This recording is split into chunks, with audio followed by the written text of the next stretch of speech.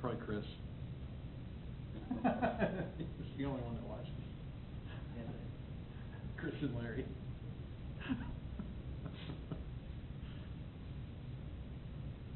Chris and Judith.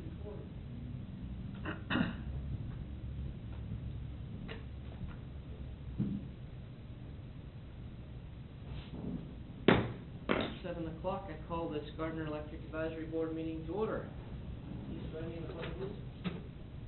I pledge allegiance to the flag of the United States of America and to the republic for which it stands, one nation, under God, indivisible, with liberty and justice for all.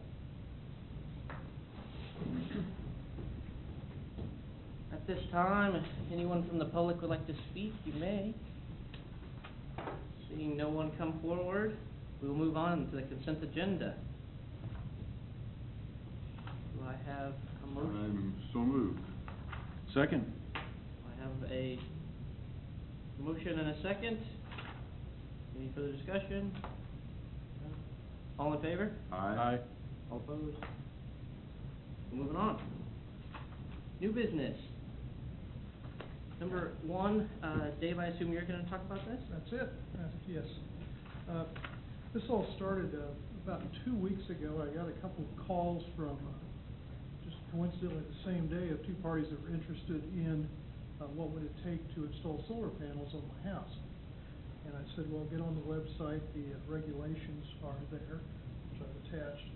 And I said, you'll be responsible for any building codes, permits you'll need, and there's also a $1,000 permit fee. And they go, $1,000 permit fee? And they said, well, everyone else around here is considerably less. And I said, well, I wasn't here. I can't give you any background as to this fee, but I'll investigate. And I got back with them. I said, well, I don't have a good answer for you at this time. But what I do know is I have included like the area utilities. As you notice, KCP and Westar are both $100 for a fee.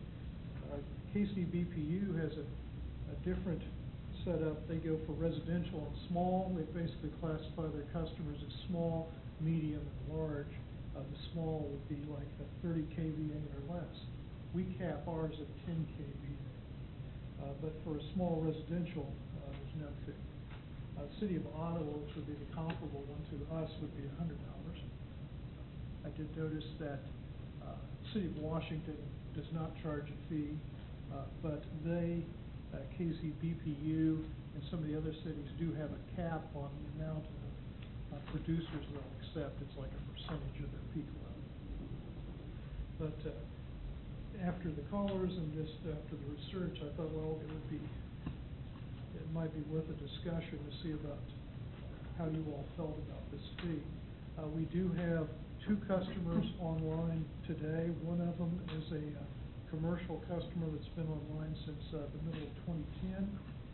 Then there's one residential customer with a solar panel installation that's been online since a year ago. Both of them did pay the $1,000 fee. I did look at their billing records.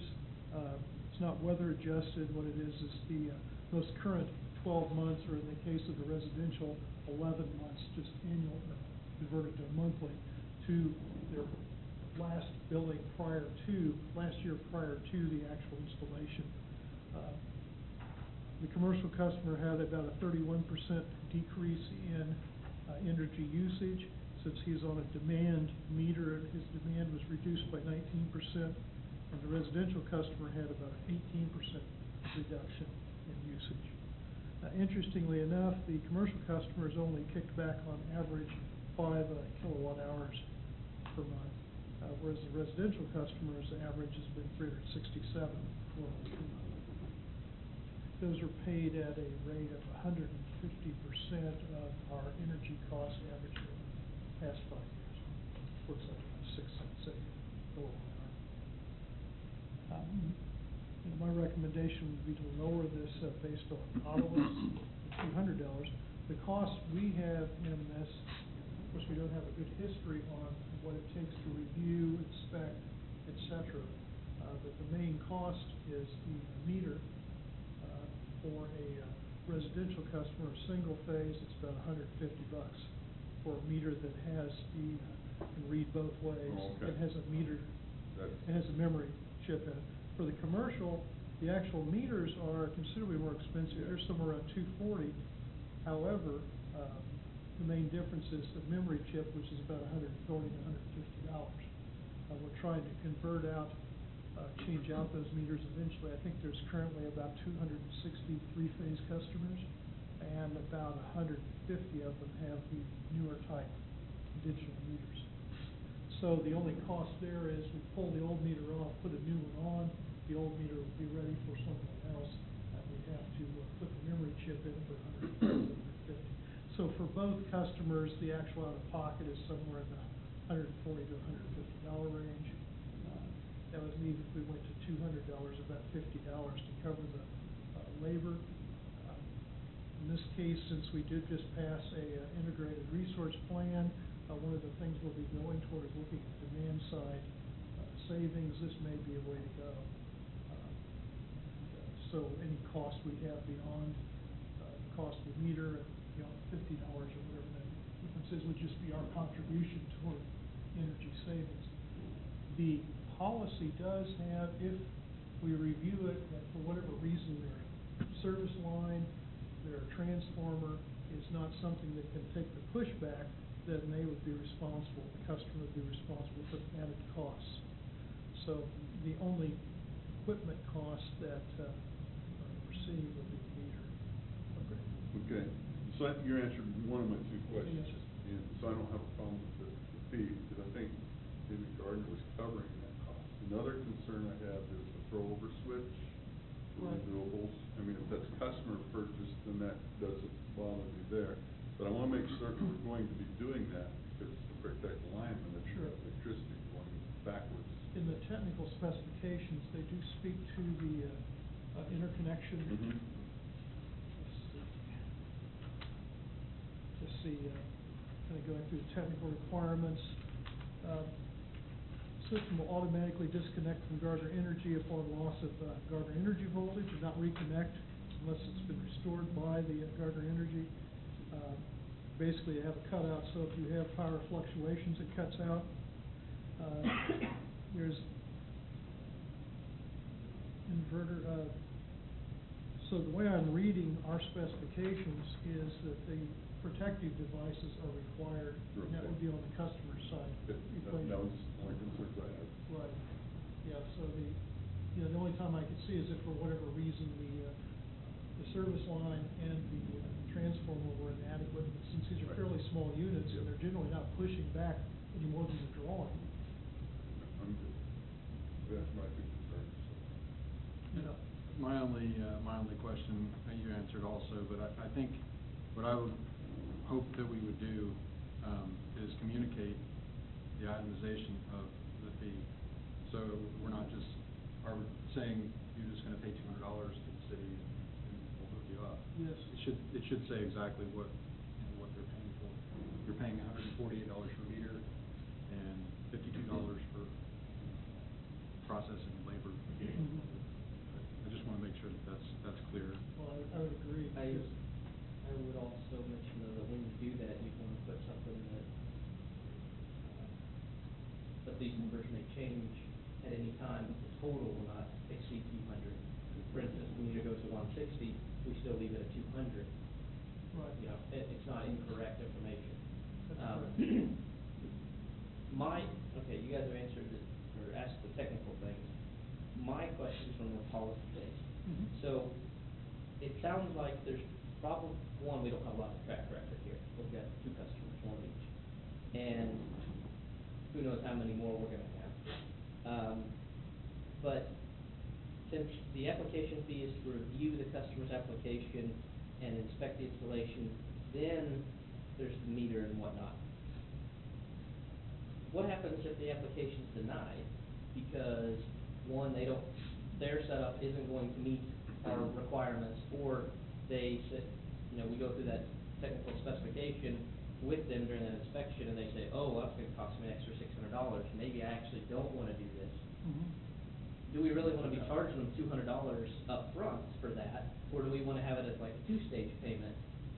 $50 to come out, take the labor and assume that you're getting it, and then you have to have, you know, an additional $150 or whatever for the meter, and they'll put the meter on right then, or something of that nature, because if somebody gets, I hate to see big application fees, when you can, there's a chance you'll get rejected, or you find out some information that you didn't know about, and you really didn't get what you're paying for out of this, you know, itemized thing we just discussed. Right. I don't want a meter now, well, why am I paying for it? And obviously, you can't make it too low to where, you know, people can just, you know, Right. we get too many calls on it, and it takes manpower. But since I'm assuming we're not gonna have very many, and of course, we can always amend these numbers, I'm wondering if we wanna have it where either the paperwork says something where you pay 50 upfront, and then if approved, there's an additional, or the remainder of the fee of 150 is due at the installation of the meter, or something of that nature. Just that way, it's really $50 for the application, if you will, and then it's materials for the rest of it. Right. And then the other thing is there are some residences already have the right meters. However, we would probably still recommend charging the entire $200. If you need a meter, it will be in there. So that's kind of a caveat. I mean, that's definitely a possibility. So you'd have basically an application fee, $50 up front, basically $150 For prior to- equipment, installation, and even if you don't change the meter, this is. prior to receipt, basically get your certification to connect. Right. So basically set it up as a two-stage. Right, yeah, $50 paperwork, $150 connection fee. And make sure that they understand that, the app fee would be non-refundable. Yes. And this whole process is a big difference between single-phase residential and three-phase commercial. So it might be worth checking into as well. Well, in checking, I was. Because when we first did that other one, that was a three-phase commercial. Right. So, Now, what they did do with him, he paid $1,000 for his first, and then he added another unit, and there was, I find a payment of $150, so apparently for the second application, he was only charged $150. what I don't remember is that city supplied the over switch or not, that I don't remember. Because I was thinking he had to come up with $1,000, I thought he had it itemized like 300 for the meter, and it was the throw over switch that the city provided. But the customer provided it, and it takes away that. That's the way I'm reading, and I could be. My memory just goes go that far back. I mean, that's what I see here, but. Well, yeah, you definitely want that information in there, one, so that somebody can pull this down, look at it, and have an idea of, well, I wanna buy my own, or, you know, if we do provide it, then it's gonna meet some certain specification. Yeah. That's the benefit of that. If we don't, then, of course, they would have to still meet some specification, but it gives them the ability to find it wherever, for whatever price, and Right. it's on them, blah, blah, blah. So there's pros and cons on either way. I don't have a problem with them finding it as long as it meets inspection. Yeah. And that would make the fees look smaller that way. So, and I'm not so sure that the city provided everything. I didn't find any record, unfortunately, I went through the files, Yep. and the only thing I found is application, and I found a record of payment. And I just swear that we had like 300 some for metering, and then we paid for the throw. That's what I think happened. Okay. But if the customer pays for it, then you could bring that up. Well, regardless, it sounds like we need to find out, Yep. and that needs to be, okay, so that leads me to the rest of my policy questions and issues. I don't know, I've still not got a straight answer as to if EUB 008 has any legitimacy anymore. I mean, all of our resolutions. So for all intents and purposes, you know, our recommendation, we have to make a recommendation regardless. And we're gonna say $200 or whatever we come up with tonight. But for all intents and purposes, that $1,000 might be, it doesn't even exist anymore. Right. Right? So, for all intents and purposes, there's zero fee right now. Mm-hmm. So, I would like to know, number one, which of the EUB resolutions have been disallowed or whatever, and I've asked that before, and I've never heard back from the city attorney, as to what that is. And the next thing to that would be, if we're making this recommendation, I would assume that our recommendation would basically be a copy of EUB 008 with the number change, and whatever else we discuss here, right? Now, EUB 008 does not address anything other than the rate structure and says. Right, but if we're changing something in it, I think we could point it to our technical specifications document. We could refine it to be more inclusive and, more informative to the public. And at the same time, I would recommend then that our recommendation to the council is to approve this, and going forward, you now know the status of this particular ordinance. The question is it already legit? Are we amending it, or is this starting new? What's the process? So on and so forth. And then the follow-up to that would be, well, all the rest of them need the same, care and attention, because anybody else who goes on the website, looks at any of our ordinances and finds out that, you know, this one we adopted and that one we adopted, and, well, they have no bearing anymore. Right. Well, then they really shouldn't be up there. And a couple of them are really on my mind. One of them's the tree trimming. And, you know, because we're gonna bring that up. Number two would also be the one that we have in there that specifies how we calculate our reserve funds. Right? That's based off sound practice, good fiscal information from the state. That shouldn't be thrown out the window. So, I'm guessing that most of the policies are already in good shape. It's just whether or not we had the authority to approve them in the first place, or create them.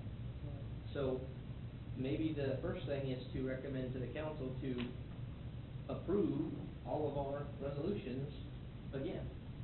Now, one thing, more specifically, since this renewable energy issue came up, is to get the ordinances updated to include at least the rate ordinances back into the ordinance structure, which is in progress. Now, the other ordinances, I don't know where they are on that, but that's a good question. I have no problem with recommending what we've discussed thus far, making a recommendation for it. I want to be careful that we don't end up with a separate document somewhere else that is now in conflict, or appears to be in conflict. Absolutely. Than one that's already out there, and then that just means, well, we need to adjust the rest of them. And if that would be a package deal, and they just want a consent agenda, you know, approve what's already out there, Right. that would be wonderful. Well, I noticed some things when I was going through this too, on the application itself, that made me question based on what our new authority or lack thereof is. And one is that, one of the things is, if all technical requirements are met, the application for interconnection is accepted by Gardner Energy, and an interconnection agreement is approved by the Electric Utility Board. I don't think we can approve that. We can approve agreements. Yeah. So. Probably the best thing, in my opinion, would be, if it meets all this, would be to have the council delegate it to a staff member, because it's a technical. Yeah, I would think the electric director would have full authority to make that determination. I would think so. He's looking at the technical specs, his crew's going out looking at the actual information. I don't think that we want that. I think that person can handle it, number one, and number two, we don't wanna have that person waiting for 2 to 3 months for this to come to us, get recommended up to city council, so on and so forth. Assuming the city admin is comfortable with the electric director, you know, obviously we don't have one right now, doing that, because you could make the argument that adding something to your property like this is not that much different than you going to planning commission for some sort of a, you know, change in zoning, or, you know, sidewalk issues, or who knows what, right? So maybe that is the proper channel. That applicant has to come here, or either they come here and present, or you present on their behalf. So-and-so, we sent crew out, they looked at it, everything's copacetic. Board, would you make the recommendations to the council, so on and so forth? Hopefully that could be on the next agenda, consent agenda type of thing. Or it could be like a building permit. Where Yeah. an occupancy permit is issued, and that's all done administrative. That would be great, yeah. Yep. That seems the logical route to go. I would recommend. I don't think we wanna delay somebody from, Switching on their system. yeah, benefiting themselves with their system, and really, it benefits us. Right. I noticed some things with the interconnection agreement also that I was wondering about. Namely, I mean, in the interest of what's gonna happen with, the combination of the utilities in the future, if It'll just rewrite it. yeah, if there's some, we should probably, replace Gardner Energy with City of Gardner, Yes. throughout the whole document. So it's an agreement between the customer and City of Gardner, right? Yeah. I would agree. Or you could add one line at the top that says, Gardner Energy is the city of Gardner, DBA. Yeah, Gardner Energy. I have that written down there. That was, yeah. The other thing I was wondering about too is how does this fit in with the integrated plan that we just It, recommended? I think I can't give you a specific, I think how it would fit in is when they talk about the demand side. I think that's where it would notch in, is it basically supporting reduction in demand. And, so it'd be something as that goes forward with reference, here's a program we're using. Right. We've reduced our fee to encourage this, or to at least not discourage it, and to, use it to help shave our fees. Yeah, That's a lot of IRB too.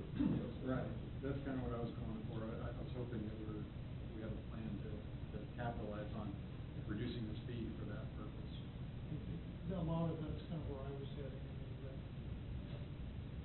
it fits in nicely, it doesn't fit in formally yet, but it would certainly be a good fit. So, things with the LED streetlights. So it would certainly, hurt. Right. Doesn't specifically fit in yet, but it's certainly in this place. So, from what I've gathered, we're looking to have the electric staff basically handle any future requests. Payment would be two-staged, or maybe they pay 200 up front and they get the 150 back if they fail, or it gets disapproved, or whatever, but, if there's a question of whether or not it's their option, you hate to do that. Whatever the recommendation is there, maybe city staff has a preference, we could do that, because I don't know how that money would come in, you could go into the administrative assistant at the electric department, or you'd have to come into City Hall, and it's gotta route through, Mhm. 2 computers and 3 people and 2 bank accounts. Yeah. There's probably gonna be some recommendation there from staff. Right.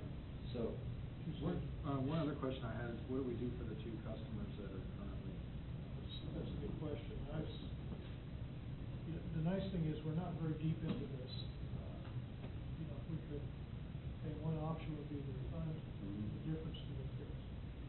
And that would probably be what I think was helpful personally. Well, I'm not sure what the process was, or how was that original $1,000 fee calculated? I mean, we talked about, you had specific things in mind for your fee, what you came up with on the $200. So what was talked about back then I was think $1,000. I think that question comes back to the attorney. Because if you find out that we didn't have the authority to make it in the first place, then that number was an arbitrary number set by somebody who couldn't set it. So they paid an amount. I don't know what the stipulations are on, who can decide the amount. I mean, maybe it was allowed that the electric director could make that amount, stipulate that at the Right. time. And if so, then it was a legitimate amount. Maybe it's not, and for all intents and purposes, we need to make it legitimate now. Right. I still think it was fairly legitimate at the time with the one customer. I don't remember the second customer. And I think it was established, so therefore the second guy came in 2 years later. Yeah. Oh, the other thing is, do we need to have should there be a commercial versus residential rate?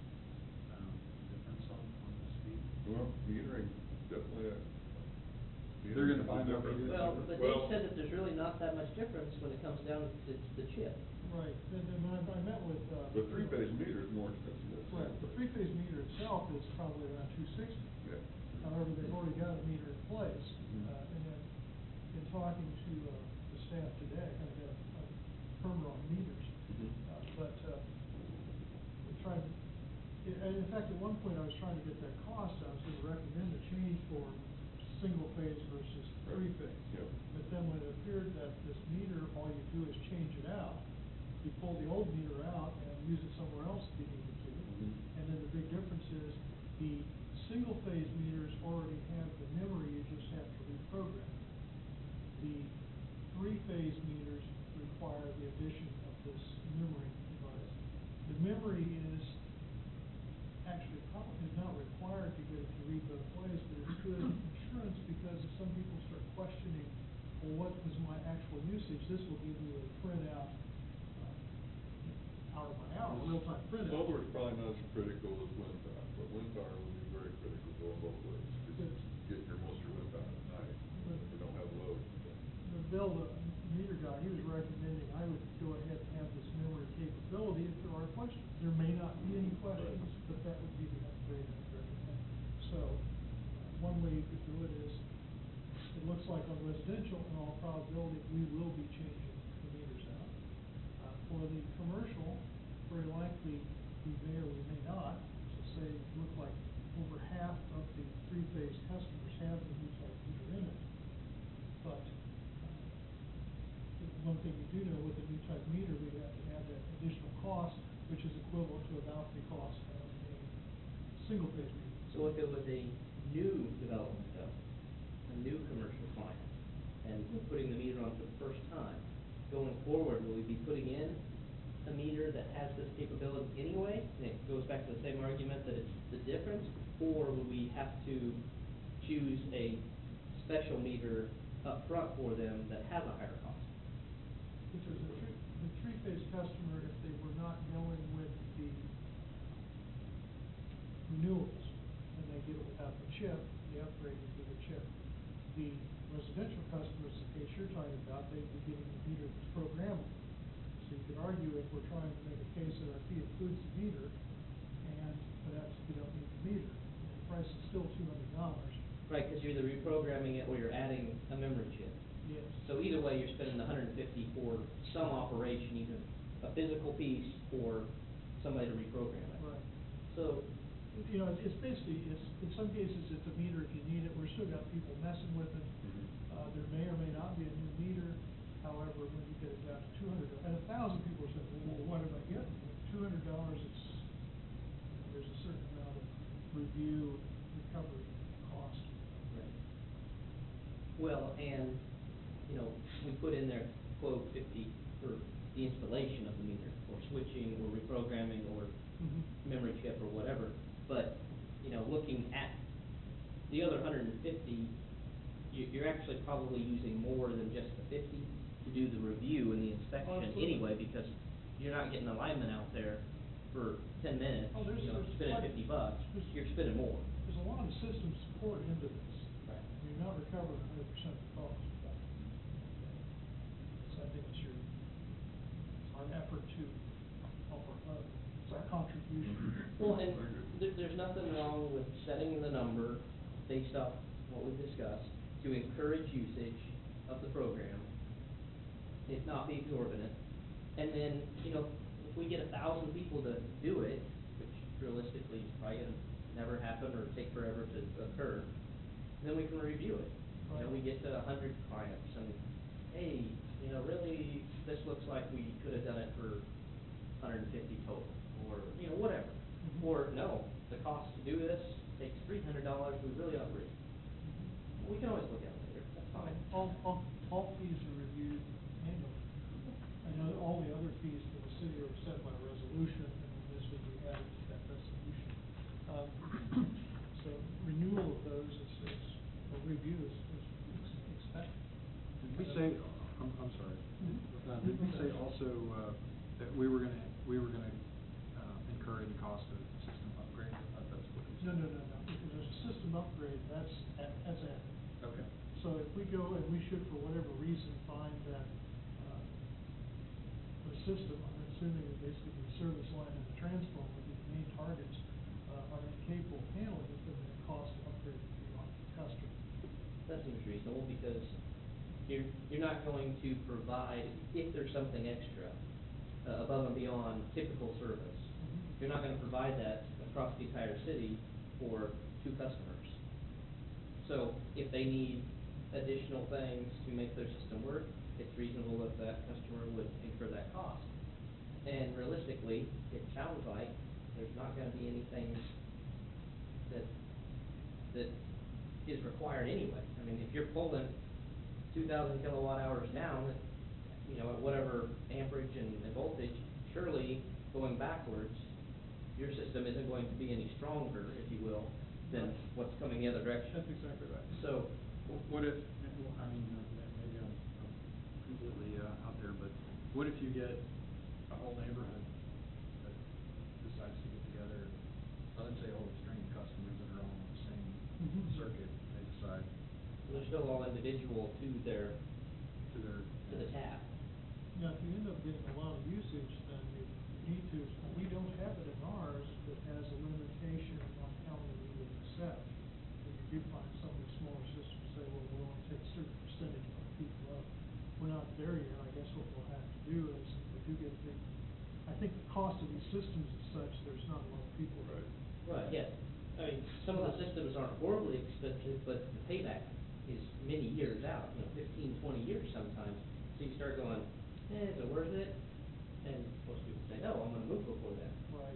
So, Exactly right. I think it's reasonable if that's something we review in the future, and I was just, talk about now. I guess where I was headed with that question was, would there ever be, a case, for example, where, let's say five houses in a row, they get in on a group buy on some solar systems, and they all hook into the system, and, they do it in succession. Would there ever be a case where maybe the 5th guy comes along and he hooks in, and all of a sudden, oh, well, now, we can handle 4, but this 5th one is gonna require us to upgrade, is that guy gonna get nailed? I can't, I mean, I'm no expert, but I wouldn't think so, because basically, I think of it like this: if 100% is coming down, and you're pushing back 0 to 100%, because realistically, you're probably pushing, 1% to 10%. You're never going to be exceeding what, you'd have to have those collectively pushing more back onto that line, and then that entire line would have to not be able to handle the increased load, which every line has, additional capabilities. I mean, we have that by default. Very high capital cost for them to be able to push back like that. Yeah, I mean, is it possible? Yes. Is it going to happen? Highly unlikely. Right, and that's kind of where I was working through it too. I was the same kind of analysis. I thought, well, I don't think so. I mean, I can't. And that's one of those things that, if for some reason we ever get there, we'll talk about it. I think that's one of those things that you don't box yourself into a corner for no reason now, right? Well, I asked that because technology's changing real rapid. Yeah. Absolutely. Yeah, no, that's a good point, and it's good to bring up. Well, So one thing about- go ahead. But one thing about solar, it's very useful because you're offsetting the load. It's the wind power that's always my concern. Yeah. Because that's when you're pushing back against, when you're not taking it, you're trying to levelize your on-peak, what you purchase, by pushing back off-peak, which is totally different price. That's where wind power is always a concern for me in that regard. Solar, I have less concern because your loads are up there when the sun shines. But for these small residential type or small consumer type units, they're not going to be generating massive amounts. Right.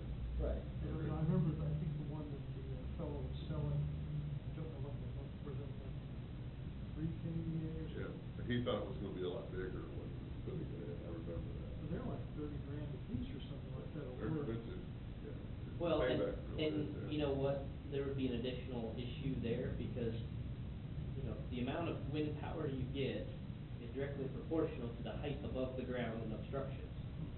which then is going to probably lead you into some sort of an issue with planning commission Yep. and such with, hey, so-and-so put a 40-foot tower in their backyard, right?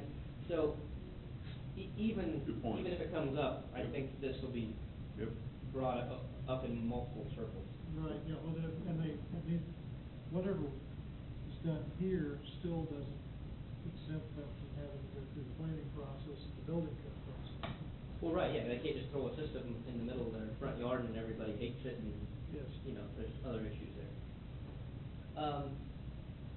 Speaking of technology changes and then meter changes, is there any concern that we know of right now with these different meters or with the memory that, we would need to be aware of, or if we wanna add like AMR in the future and have automated meter reading?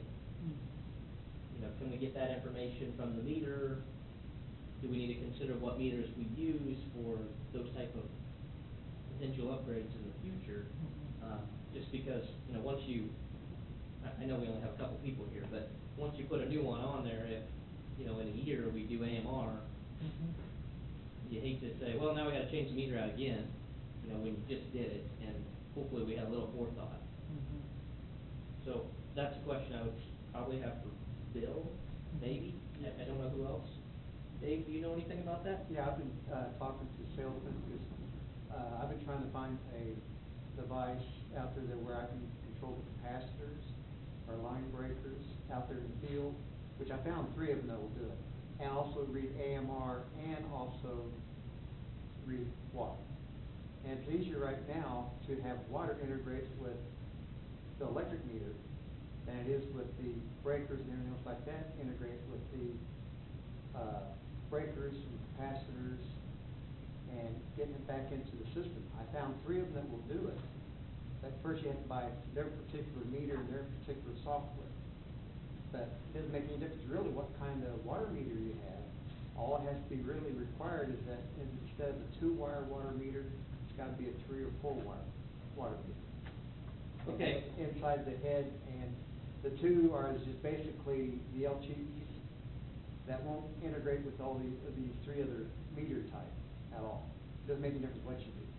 So was there a huge differential in cost versus a standard meter that we'd be putting on?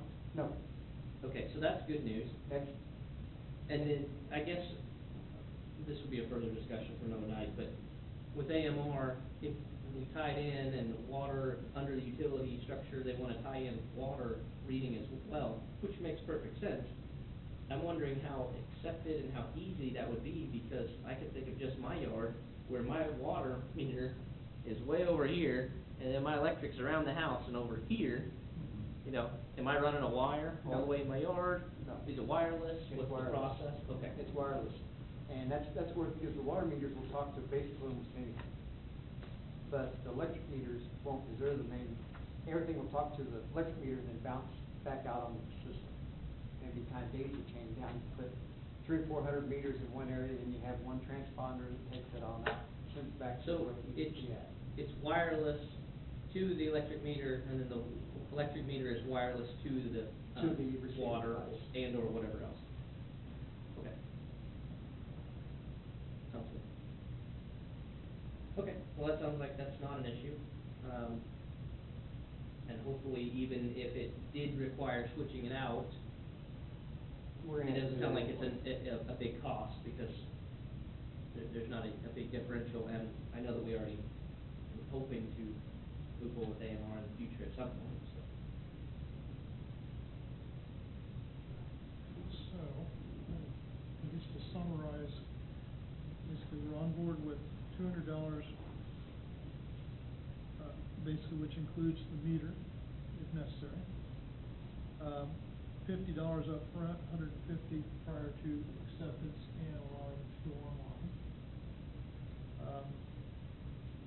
We do need to, I'll make text changes to reflect our current situation in the documents and agreements. So what else do we need? Well, the recommendation, it'd still be nice if that recommendation was EUB 008 resolution, so that they're just amending a resolution, regardless of what the status of it was before. Mhm. It could now be, here's, this resolution has been adopted by city council on such and such date. Right, and the plan is to get take EUB 008, get it into our rate orders. Right. So this falls into the rate structure, and it will probably go into point to the technical specifications and application process, and the fees are set by resolution. You have to publish the ordinances, the resolutions you do not have to publish. The resolutions are a much more flexible document. Right. The ordinances are very cumbersome, itemized fee. And one, just to throw out an option, we can include that, or else we could change it to a $100 fee and pay for the meter, any upgrades if necessary. We're trying to work through that. That would be one option. So if you do need a new meter, you'd have to pay, well, I guess, It'd be $250 then. I think it'd be cleaner just to make it I think 200. so too. That'll be cleaner for now. We may wanna go that route in the future, because then we'd actually be recovering more of the actual costs to do the analysis up front. Mhm. But if we only have onesie-twosies, and then they have to end up paying an additional $150, then you're kinda like, we're trying to incentivize it to some degree, Just so. keep it clean. Do we really need a $100 fee for them to be approved? It's all relative, but. You'd probably end up with more cost just to track the money Yeah. than you would be. Right. Yeah, I think I like to just pay it and be done with it. Pay me now, we'll issue this, you pay me a check for $350. Yeah, the itemized fee, comment was just to make sure that we communicate clearly, what the customer is paying for at each step in the process, so that they, there's no question, we're not just charging them $1,000 arbitrarily. Well, and the reason I like what you just said is it provides us information for the future when we come back to this. Yeah, exactly. And go, why did we do that? Yes. We talked about, disposition of the fees that we collected under the old Mhm. resolution, or the. Oh, yeah, we never really finished that, did we? No. We should possibly refund them. I mean, is that gonna be our recommendation? That we would? Well, I guess the kicker to that is you've got, if you wanna play devil's advocate here, you got two sides. One is, regardless if it was legit or not, right, the resolution. At the time, that's what it was, you paid it, move on, right? We're a year down the road. It's not like it was last week. Right. Right, you know, a 30-day guarantee on your price. Technology's changed since then, too. Right, and who knows how much the meter was at that time, and the effort, because it was the first time through, so on and so forth. But then again, you have the, well, here we are, trying to incentivize it. Do you really wanna penalize the two guys The pioneers. that, started the process? I hate to do that, but.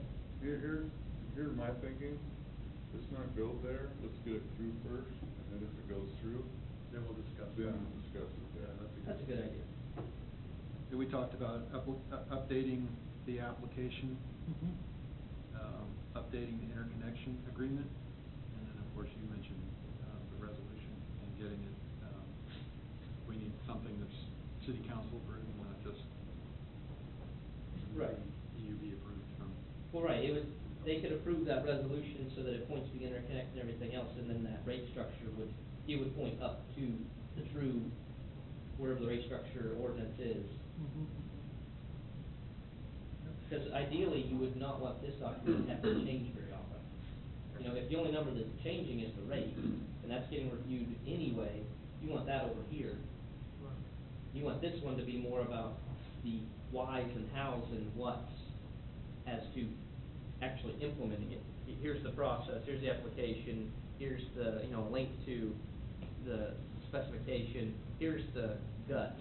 Whereas, city council or whoever's looking at the rates, obviously we probably would at some point too, but they're not worried about the guts. Mhm. They're worried about value. Basically, you set the policy, and staff, you go figure out how to make it work. Exactly. So, I would entertain a motion of some sort. Mr., I got the bullet list. Okay, I move that we have the staff of Gardner Energy prepare a recommendation to City Council to change the current fee from $1,000 to $200, and with the stipulation that that fee will be itemized, and that they will also update the interconnection agreement and the application for, what do we call this? Clerical changes. I think it's, the application is. For parallel installation of operation of customer-owned electric Yes. generating facilities. Yes. That's my motion. Do I have a second? I second. I have a motion and a second. Any further discussion? All in favor? Aye. Motion passes. Thank you very much. After looking at this, I just wanted to throw this out there. I didn't want to have an additional discussion. Because it's not part of your motion. But we already had in here a limit of 10 kVA for the system. Mhm. So that pretty much precludes most of the issues we were talking about with pushing back. Right. Because, 10 kVA, first off, you'd have to have pretty decent solar system at this point. Right. Or a combination of wind and solar to do that. And even if you did, that's not a huge number in a system scheme, so. Okay, let's move on to new business item number 2, discuss the year-to-date budget through August. And, you notice I did submit some issues on the one that was distributed in the packet. I updated it this afternoon. Looks like overall, operating-wise, we're 67% through the year, we're at 58%. Of course, we're way down on administration. One of the big items, of course, as we discussed last time, under capital outlay and administration was the purchase of a building, which was $500,000, so it's not happening this year. Be reevaluated. Generation, outsourced services is like contractual services is like $5.2 million. Of that, $5.1 million is for energy. It's sitting at 69%. Distribution, the two items there, 43%. There's roughly $250,000 that hasn't been spent yet. One of them is for the parking lot, which is $125,000. There's another $125,000 for a backyard machine, small track-mounted Derek Digger replacement. Bruce and I will be working on the specs for that. Our plan is to get it bid out and awarded this year. The parking lot I'll talk about in the project update, but it's on budget right now. We're planning for award next week.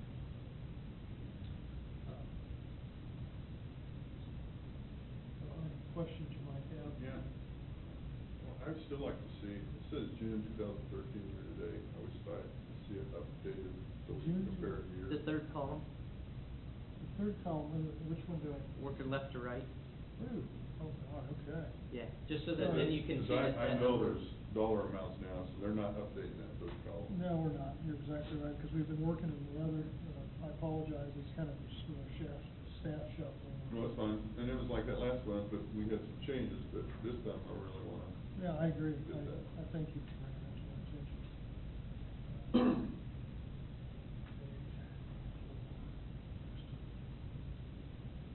Apologize for that. Any further discussion on that? Okay, let's move on to new business item number 3, project updates.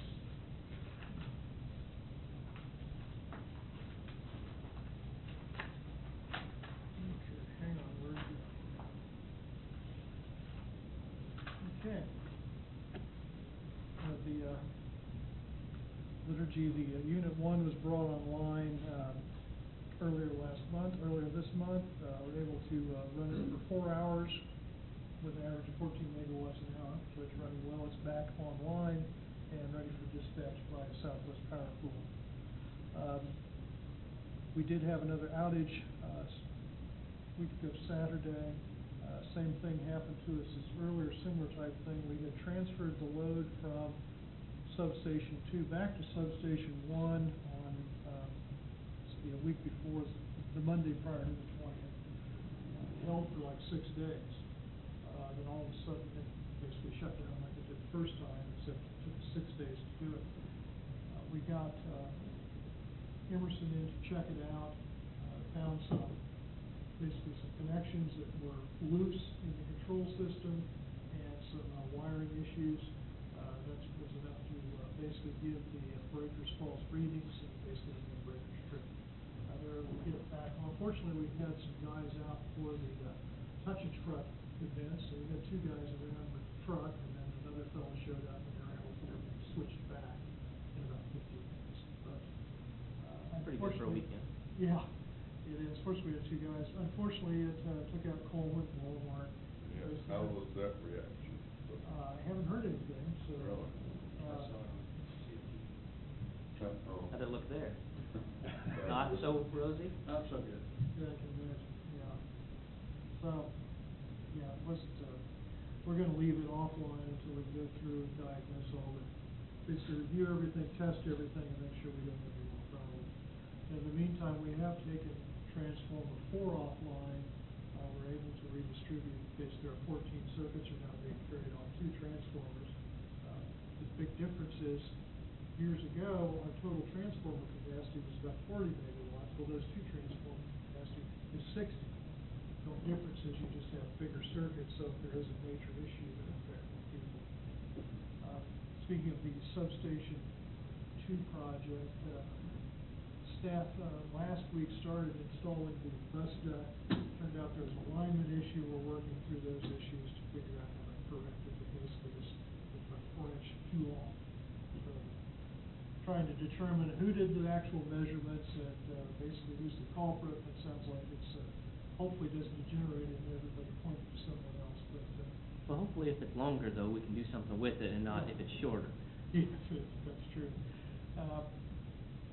So that's ongoing. The contractor's crews come in to install the switchgear and the internal work, and the issue is just basically what to do with this bus duct.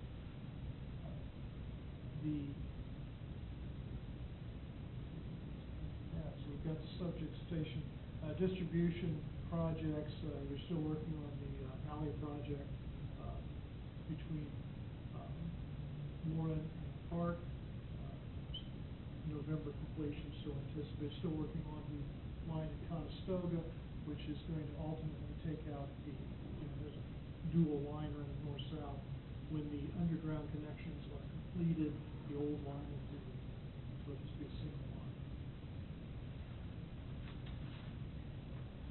We opened bids for the parking lot project last week. We got 6 bids, which range from a low of $119,000 up to a high of $171,000. The engineer's estimate was $130,000. We're taking the O'Donnell and Sons was the low bidder at $119,060.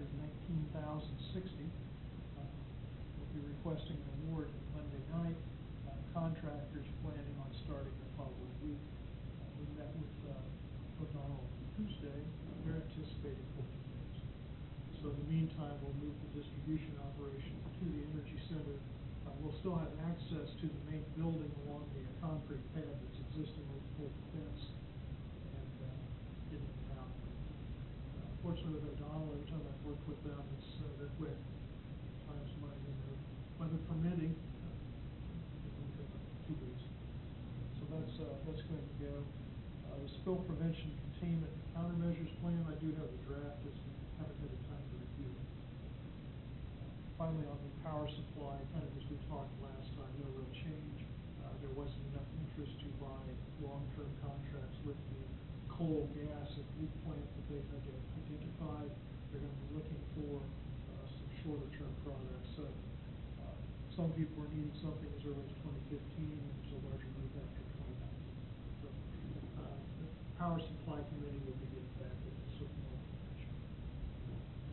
That's about all I have on projects. You know how much we spent with Bill Fish to get those units up to running, the generators? Just No, I haven't seen a bill. We've probably spent a couple of grand with him. Just a couple $1,000. And some of it wasn't even on the generator issues, so. So, right now, we have, they're both up and running. Mhm. Sounds like it's good, 13.5 and 14 megawatts. 15, yeah. Okay, that's higher than I ever remember Yep. hearing before. Granted, we've done maintenance with transmission rebuild and so on and so forth. But we haven't done the fuel regulator updates, or that No. includes it? Okay, I didn't think so. That's still in the works. Okay, but with the system there, that is going to require more work with Bill, right? Okay. Part of Bill's contract is to get us started on fuel regulator updates. And, we did talk to another supplier, we're gonna get a budget proposal from them too, for same work, just for comparison. Okay. So that's all I have, we talked about, Lee and I were talking before we started, the KMEA conference is coming up. Dave is unable to attend this year, try to get Lee some more information, I think he wanted to just hear about, what transpires. And, we'll decide how to go. The city will pay the expenses, so, I'm gonna get Lee the, agenda, probably this few months. That's really all I have. Anything from the board? I don't know. Don't have anything. I'll make a motion to adjourn. Second? All in favor? Aye. So moved. Being adjourned.